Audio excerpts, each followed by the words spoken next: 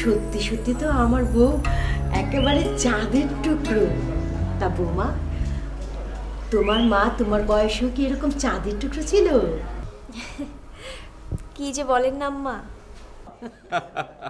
আমার দুর্ভাগ্য, ওই বয়সে আমার বেআইনকে দেখতে পাইনি। আম্মা, আব্বা যদি আমার আম্মাকে জোয়ান বয়সে দেখতো তাহলে কিন্তু একদম ক্রাশ খেয়ে যেত। তাই নাকি? আঙ্কেল আন্টি আসসালামু আলাইকুম। ওয়ালাইকুম আসসালাম। কি করতে থেকে? আমি আসলাম সরাসরি বউ দেখার জন্য। কোথায় আপনাদের বৌমা?